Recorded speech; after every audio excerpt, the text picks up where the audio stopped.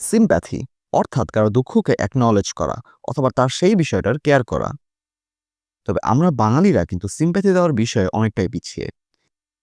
কেউ মারা গেছে, কারো বিচ্ছেদ অথবা হোক তাদের মা বাবার বিচ্ছেদ, আমরা জানিই না যে তাদের কিভাবে ট্রিট করলে অথবা তাদের সিম্প্যাথি দিলে তারা ভালো ফিল করবে।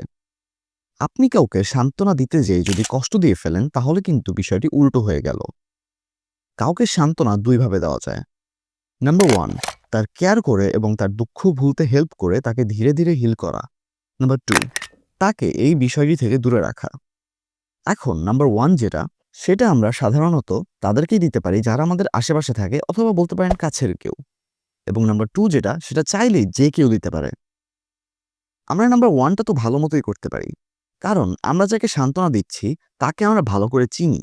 সে কোন বিষয়গুলো থেকে কষ্ট পাবে সেগুলো আমরা জানি, এবং তাদের সিম্প্যাথি দেওয়ার সময় আমরা চেষ্টা করি আমাদের বন্ডিং এবং ভালোবাসার মাধ্যমে তাকে হিল করা এবং তারা কিভাবে সিচুয়েশন থেকে বের হবে সেটা তাকে বোঝানো। অনেক সিম্পল কিন্তু বিষয়টা। আমিও তাকে ভালো বুঝি, সেও আমাকে চিনে, তাই আমার কথাও শুনবে। বাট আমরা ভুল করি দ্বিতীয় ওয়েতে। একটা এক্সাম্পল দেই। আমি সেই দিন একটা বাসায় গিয়েছিলাম যেখানে একটি মহিলা মারা যায়। তার 2টি সন্তান ছিল। একটা বয়স অনেক কম, বাচ্চা মানুষ, তেমন কিছু বোঝে না। আরেকজন ছিল টিনেজার। সো আমি যেটা দেখলাম, তাদের কাছের মানুষ যারা, তারা ওদের কাছে টেনে নিচ্ছে, তাদের টেনশন করতে মানা করছে, তাদেরকে হিল করার ট্রাই করছে। অন্যদিকে আসছে দূরের কিছু আত্মীয় এবং প্রতিবেশী, ম্যাম আই হেট প্রতিবেশী। তো ওরা ওই বাচ্চাদের সামনে ওদের নানুকে বলতেছে যে, আহারে বাচ্চাগুলো মা ছাড়া কিভাবে থাকবে।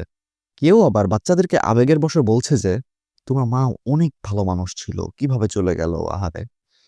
আচ্ছা আপনি বলেন, এটা কি সিম্প্যাথি অথবা সান্ত্বনা দেওয়ার মধ্যে পড়ে? ছোট বাচ্চাটা যে বোঝেই না এখানে হচ্ছেটা কি, সে ওদের কথা শুনে কান্না করা শুরু করে দিচ্ছে। আর যে বড় মেয়েটা ছিল ও তো এমনিতেই ভেঙে পড়েছে আগে থেকেই। আমার কথা হলো, আপনি যদি সান্ত্বনা দিতে না পারেন জাস্ট চুপ করে থাকেন। আপনার কথা বলার দরকার নেই তো। আপনি ওখানে থাকলেই তারা বুঝবে যে আপনি তাদের কেয়ার করেন, অথবা তারা আপনার প্রেজেন্সেই খুশি হবে। তাদের কিন্তু বাচ্চাগুলোকে কষ্ট দেওয়ার কোনো ইন্টেনশন ছিল না। আমাদের সমস্যা হলো আমরা জানিই না যে কখন চুপ করে থাকতে হয় এবং কখন কথা বলতে হয়। ছোট বাচ্চাটার কথা বাদ দিলাম, যে মেয়েটার বয়স 13 থেকে 14 হবে, সে অলরেডি অনেক কিছু নিয়ে টেনসড। তার মা মারা গেছেন, সে নিজের বাবাকে ভেঙে পড়তে দেখছে। অনেক ইমোশনাল একটা মোমেন্ট। হ্যাঁ, অবশ্যই তার জীবনে অনেক বড় একটা চেঞ্জ আসবে, অনেক সমস্যাও হবে, কিন্তু বিষয়টা নিয়ে ভাবার টাইম সে পরে পাবে।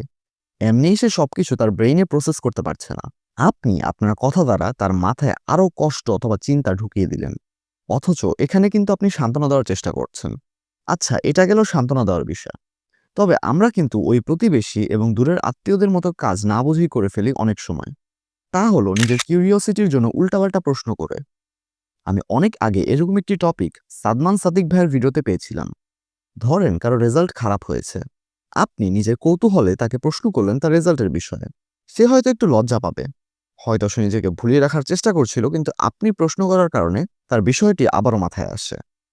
এখন ধরেন কারো রেজাল্ট ভালো হলো, আপনি তাকে প্রশ্ন করলেন না। এখন হয় সে নিজে আপনাকে বলবে, অথবা নিজের মনে খুশি থাকবে। প্রশ্ন না করার কারণে কষ্ট পাবে না কিন্তু।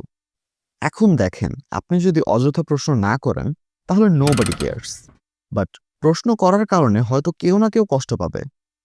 প্রশ্ন করা ভালো, কিন্তু যখন সেটার উত্তর কোনো ইম্পর্টেন্ট ইনফরমেশন ক্যারি করে। আমার মনে হয় না কারোর লাইফ অথবা পার্সোনাল জিনিসপত্র জানা আপনার জন্য ইম্পর্টেন্ট।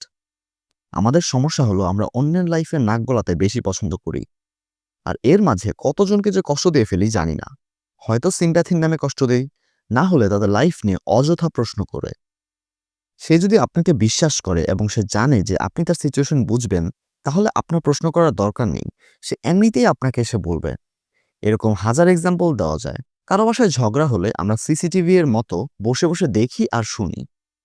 পরে কিছু না বুঝলে সেই বাসার ছোট বাচ্চাদের জিজ্ঞেস করি। আবার অনেকে তো কারো তালাক হয়ে গেলে তাদের বাচ্চাদেরকে গিয়ে জিজ্ঞেস করে যে তোমার কেমন লাগছে, অথবা অনেকে জিজ্ঞাসা করে যে তুমি কার সাথে থাকবে। কেন ভাই, তোমার জানা লাগবে কেন এত? এর জন্যই কিন্তু বেশিরভাগ মানুষ নিজের প্রতিবেশীদের দেখতে পারে না। কেউ যদি নিজের কথা আপনার সাথে শেয়ার না করে, এর মানে কি জানেন? এর মানে হলো আপনার কাছে শেয়ার করা ইম্পর্টেন্ট না, অথবা সে শেয়ার করতে চায় না, and you should respect that. যাই হোক, আজকে এই পর্যন্তই। এরকম কনটেন্ট পেতে সাবস্ক্রাইব করে আমাদের পাশেই থাকুন।